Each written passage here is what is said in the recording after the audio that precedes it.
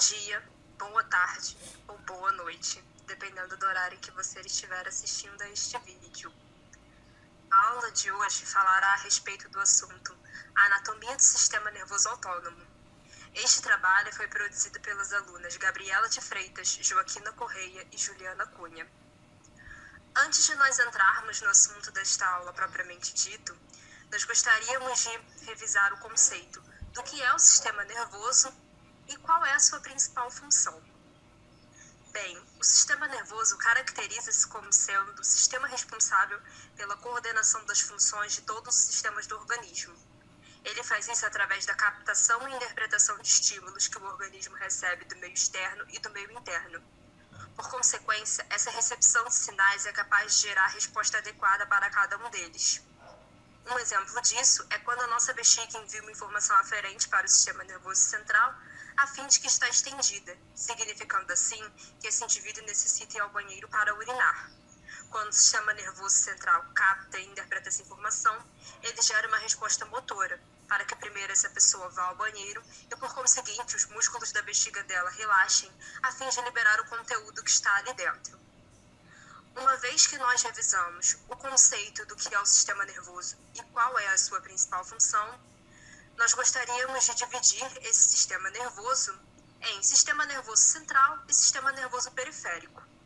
Por definição, o sistema nervoso central é o principal responsável pela captação de estímulos e pelo desencadeamento de respostas. Sendo assim, ele é o que pode se chamar de centro controlador. Ele é composto por duas estruturas, chamadas de encéfalo e medula espinhal. Por definição, o sistema nervoso periférico é o principal responsável por levar sinais da periferia para o sistema nervoso central, por meio de vias eferentes, e levar sinais do sistema nervoso central para a periferia, por meio de vias eferentes. Ele é composto de gânglios e nervos. Já em relação ao sistema nervoso periférico, é importante saber que ele é capaz de dividir-se em sistema nervoso autônomo, que também é conhecido como sistema nervoso visceral, sendo este o grande responsável por manter a homeostasia do nosso organismo através do controle de funções subconscientes, como frequência cardíaca, motilidade intestinal e pressão arterial, e sistema nervoso somático, sendo este o grande responsável por reagir aos estímulos provenientes do ambiente externo.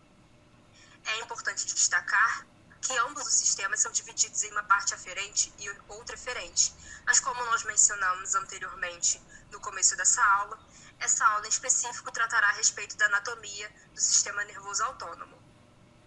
Assim como nós acabamos de comentar, o sistema nervoso autônomo é dividido em duas partes.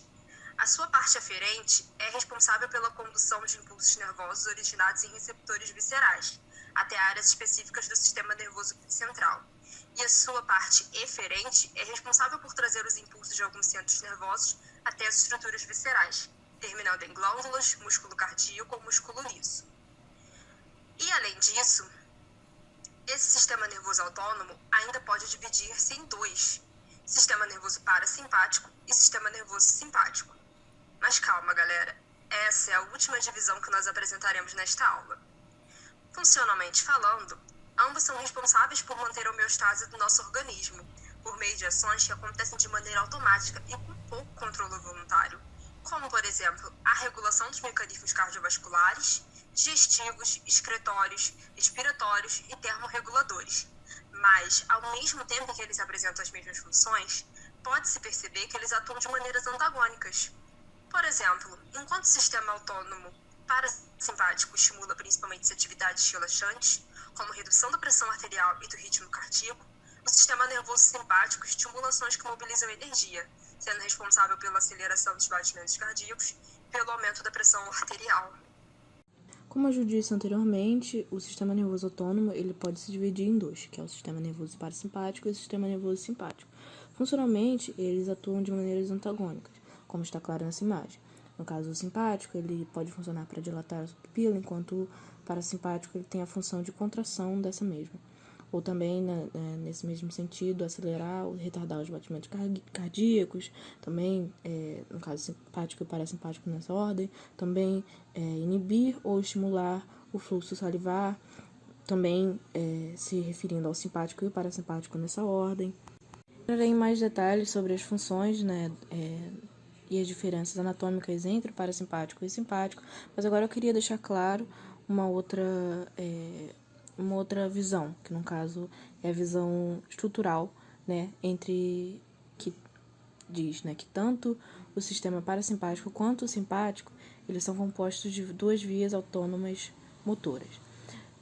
Mais um pouco sobre isso, eu quero explicar que o primeiro neurônio, em qualquer via motora autônoma, ele é chamado de neurônio pré-ganglionar, e o seu corpo celular encontra-se localizado no encéfalo ou na medula espinhal. O seu axônio, ele sai do sistema nervoso central como parte de um nervo craniano ou espinal, e esse neurônio pré-ganglionar é uma fibra B mielinizada, de pequeno diâmetro, que geralmente se estende até um gânglio autônomo, onde lá ele faz a sinapse com o neurônio pós-ganglionar, que no caso estou me referindo ao segundo neurônio nessa via de autônoma motora. Deixando isso claro, como também deve ser importante destacar que esse neurônio pós-ganglionar, ele encontra-se também totalmente fora do sistema nervoso central, se encontrando dentro de gânglios autônomos. Também se sabe que o axônio de um neurônio pós-ganglionar é uma fibra tipo C não mielinizada, de diâmetro pequeno, que termina em um efetor visceral. Sendo assim, os neurônios pré-ganglionares são capazes de transmitir impulsos nervosos do sistema nervoso central para os gânglios autônomos, enquanto os neurônios pós-ganglionares enviam impulsos dos gânglios autônomos para os efetores viscerais. Como explicitado nas imagens do slide, a gente observa que as fibras pré-ganglionares, que estão mais curtas, elas pertencem ao sistema simpático, e as que são pré-ganglionares, que são mais longas, obviamente, elas têm uma ligação com o sistema parasimpático. Assim como as pós-ganglionares que são longas, são ligadas ao simpático, e as que são curtas, as pós-ganglionares que são curtas, são ligadas ao sistema parasimpático. Agora, falando especificamente das diferenças anatômicas entre o sistema nervoso simpático e o parasimpático, a gente pode observar que a sua função ela afeta diretamente sobre os efeitos fisiológicos de cada um dos sistemas que tem no corpo, né, nesse caso. Essa ativação do sistema simpático em resposta a momentos de ameaça, ele fica claro quando você percebe que essa resposta do sistema simpático, ele é ligado a também uma resposta corporal que se observa. O corpo acelera, ele tensiona, ele fica mais alerta. Essas funções que não são mais críticas, elas param de funcionar, no caso, as pupilas elas se dilatam, ela tem uma diminuição da produção urinária, né? Se observa que ela não é crítica nesse momento. Tem também aumento do ritmo cardíaco, os tubos bronquiais eles se dilatam, os músculos se contraem. Na questão do sistema gastrointestinal, a gente tem uma diminuição dos movimentos estomacais, né, e das secreções desses mesmos. A gente observa também a diminuição da produção de saliva, mas também a gente observa que a glândula adrenal, ela é responsável pela liberação de adrenalina, ela funciona bastante quando controlada pelo sistema simpático, nesses momentos de fight or flight, né, de vida ou morte, em que o corpo percebe uma ameaça. Também se observa um aumento, né, de conversão de glicogênio para glicose, exatamente para se ter mais energia muscular. E a gente observa contrastar diretamente com o sistema parasimpático, e quando ele está em ativo, né, no caso, em algum momento de estado de descanso, a gente percebe que a resposta urinária ela tem um aumento da produção, né, de urina, as pupilas se constringem, o corpo ele está, obviamente, em um estado de calma, tem uma diminuição do ritmo cardíaco, os tubos bronquiais eles são constringidos, os músculos estão relaxados. No sistema gastrointestinal, a gente se observa um aumento dos movimentos estomacais, né, e das secreções do mesmo. Também se observa um aumento da produção de saliva, nessa questão, levando em conta que é uma função não crítica, então ela continua estando funcionando, né, Uma parte importante de mencionar também são sobre os neurônios que fazem parte desse sistema, que no caso, no sistema simpático, a gente observa que os neurônios, eles são neurônios curtos, então ele tem uma resposta mais rápida, exatamente porque o corpo, quando ele está em ameaça, ele precisa de uma resposta mais rápida, exatamente para fugir, ou, né, no caso, fight or flight, para se decidir se ele foge ou se ele luta. O contrário do sistema parasimpático, que ele tem os neurônios mais longos, eles têm as vias dos seus neurônios são mais longas, e esse sistema ele é mais devagar, obviamente por não ter necessidade de ser uma resposta mais rápida. Também é interessante mencionar as origens desse sistema, dos seus neurônios, né, que a gente observa que o parasimpático ele se origina na região sacral da córnea espinhal, né, na medula, nos nervos cranianos 3, 7, 9 e 10, onde o simpático ele tem a sua origem na região lombar e torácica da corda espinhal. Também é importante e interessante de mencionar sobre os neurotransmissores. No caso do sistema parasimpático, a gente observa que os neurônios eles são colinérgicos, ou seja, eles têm relação com a acetilcolina, tanto os pré-ganglionares quanto os pós-ganglionares. No caso do simpático, os neurônios pós-ganglionares eles são adrenérgicos, no caso ele tem relação com a epinefrina. Já os pré-ganglionáticos eles são colinérgicos, no caso ele tem relação com a acetilcolina. Agora falando sobre as diferenças funcionais entre esses dois sistemas, é importante que a gente saiba que no sistema parasimpático, os neurônios pós-ganglionares vão ser responsáveis pela secreção de acetilcolina. E, por essa razão, esses neurônios vão ser chamados de colinérgicos. A principal função desse sistema vai envolver a estimulação de atividades relaxantes, e isso é extremamente importante para a conservação de energia. E exemplo disso é a redução da pressão arterial ou do ritmo cardíaco. Enquanto isso, no sistema simpático, os neurônios pós-ganglionares vão ser responsáveis pela secreção da noradrenalina, que é a razão pela qual esses neurônios são chamados de adrenérgicos. Essas fibras adrenérgicas vão ligar a glândula suprarrenal ao sistema nervoso central, promovendo o aumento da secreção da adrenalina, que é um hormônio responsável pela resposta de fuga ou luta.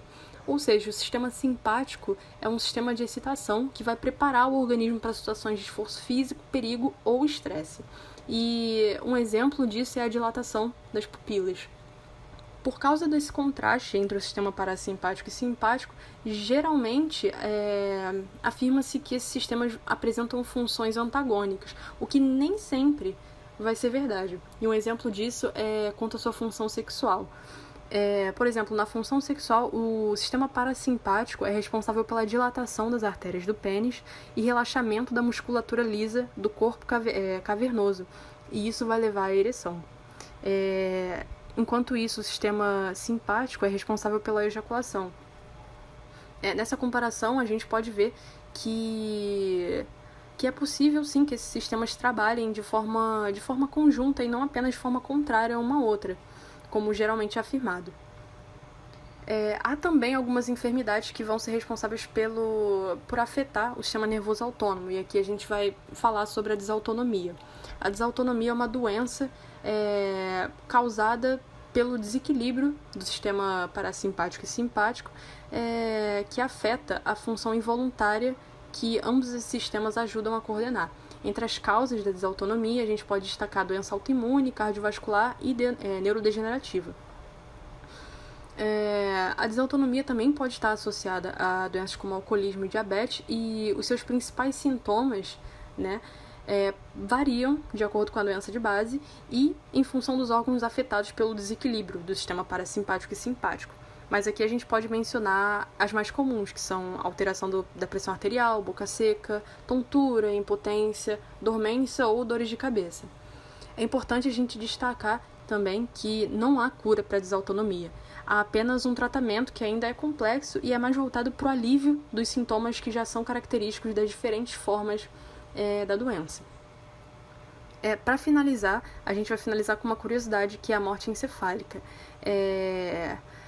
O quadro de morte encefálica é quando o cérebro do indivíduo para de exercer quaisquer atividade. Entretanto, mesmo nesse caso, quando o cérebro cessa as suas atividades, a medula ainda pode executar algumas de suas funções, como operar o sistema nervoso autônomo.